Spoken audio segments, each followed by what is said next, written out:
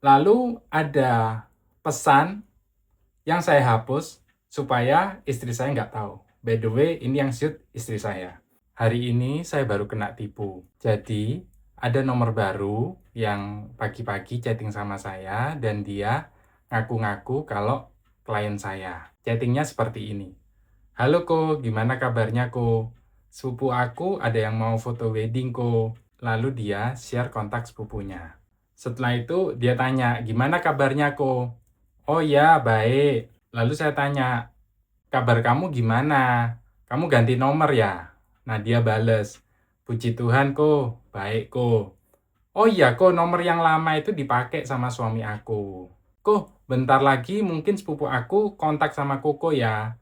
Dan benar ternyata sepupunya kontak sama saya. Lalu saya bilang, oh iya ini sudah kontak. Lalu dia bilang lagi, nanti aku bantu follow up ya Ko.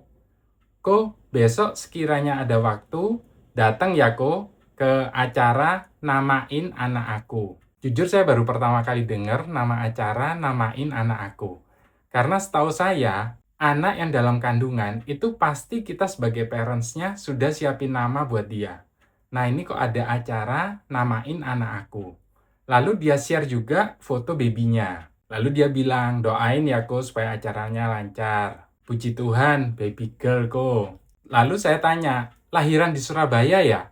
Karena setahu saya, klien saya ini bukan stay di Surabaya. Nah, lalu dia bilang seperti ini, Ko, boleh nggak Ko? Aku request kado ke Koko. Bunga akrilik kecil aja kok Ko. Lalu saya bilang, kamu boleh nggak saya telepon? Sebenarnya saya telepon bukan masalah kado akriliknya, tapi masalah acara namain anak aku. Karena saya penasaran banget sama acara ini tuh ngapain. Tapi dia bilang gini, babynya masih tidur kok. Lalu saya tanya lagi, kamu di Surabaya tinggal di mana? Jadi babymu itu belum ada nama ya? Lalu saya okein untuk ngasih kado bunga akrilik kecil ke dia. Lalu dia bilang, saya ketikin nama babynya ya kok. Lah, udah ada nama, tapi kok masih ada acara namain baby aku. Lalu dia bilang seperti ini, Koko pesen bunga akriliknya di mana? Ko, aku share kontak tempat yang bagus buat pesen bunga akrilik. Gimana, Ko? Lalu saya bilang, oke, boleh. Sama tolong share alamat rumahmu. Nanti supaya bisa langsung saya kirim. Lalu dia bilang, atau boleh nggak, Ko? Aku bantu pesenin. Jadi, Koko tinggal payment aja. Oh ya, boleh. Karena waktu itu masih pagi dan lagi ribet karena masih bangunin anak, mesti nganter anak sekolah. Jadi mending dipesenin, saya tinggal transfer dan selesai. Lalu dia share contoh-contoh bunga akrilik yang dia mau. Lalu dia forward pesan dari toko bunga akriliknya. Harganya 300.000 ya Ci. Saya bilang, oke, minta nomor rekeningnya ya. Lalu saya transfer 300.000 ke nomor rekening yang dia kasih. Lalu saya bilang, congrats ya buat kamu sama suami buat kelahiran baby girl-nya. Oh ya, kok kamu bisa sih lahiran di Surabaya? Perasaan lihat IG-mu terakhir, kamu pas jalan-jalan di Cina, kok tiba-tiba udah lahiran? Karena waktu jalan-jalan di Cina bulan November, perutnya nggak kelihatan besar, tapi kok udah lahiran. Lalu ada pesan yang saya hapus supaya istri saya nggak tahu. By the way, ini yang shoot istri saya. Dia nggak jawab, tapi dia balasnya kayak gini. Ko, sorry ko, ada salah paham. Lalu dia forwardin message dari toko bunganya. Mohon maaf ya Ci, ada salah paham sebelumnya. Harga sewa akriliknya ini 300.000. Kalau mau beli harganya 550.000. Jadi kurangnya 250.000. Untuk bukti kekurangannya bisa dikonfirmasi ya Ci. Kok pesenan tadi tuh belum beli kok, salah paham kok harganya. Lalu tanpa pikir panjang, saya transfer lagi 250.000. By the way, istri saya taunya ketipunya 300.000 dan dia udah ngomel-ngomel. Dan sekarang di depan saya dia tahunya ketipunya 550.000. Nah, itu saya hapus chatting itu supaya nggak ribet sama istri saya. Pikir saya kayak gitu. Lalu dia bilang, thanks ya Ko, sama-sama gitu. Udah, sebenarnya sampai di situ saya ngerasa antara ketipu sama enggak, tapi ya sudah lah ya. Lalu dia nggak lama chatting lagi. Ko, sibuk nggak ko? Boleh minta tolong bentar ko? Urgent. Minta tolong sebentar ko. Transferin ke akrilik tadi 330.000 ko. Bentar lagi suami saya nyampe di rumah, langsung saya transfer balik ke Koko. Tapi ketipu cukup 2 kali ya, nggak sampai yang ketiga kali. Di sini saya benar-benar kayak, oke, ini kayaknya ketipu. Jadi saya menenangkan diri saya dulu, saya nggak bales chattingnya, lalu dia chatting lagi, P gitu, supaya saya bales. Lalu saya bilang, maaf baru bales. Terus dia bilang, Kok nanti kalau Koko udah transfer, aku transfer balik kemana? Karena message yang tadi sudah saya hapus, dan saya keinget, oh ya saya perlu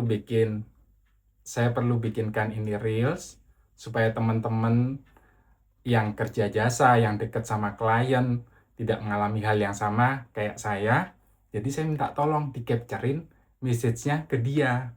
Saya bilang gini, boleh tolong capture-kan nggak chatting kita yang detail bunga papan yang beli dan sewa? Kehapus soalnya tadi.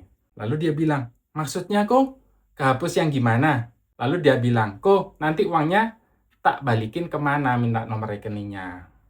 Lalu saya screenshot bagian yang sudah saya hapus, terus saya bilang, ini loh ada part yang hilang, tolong di-capture-kan.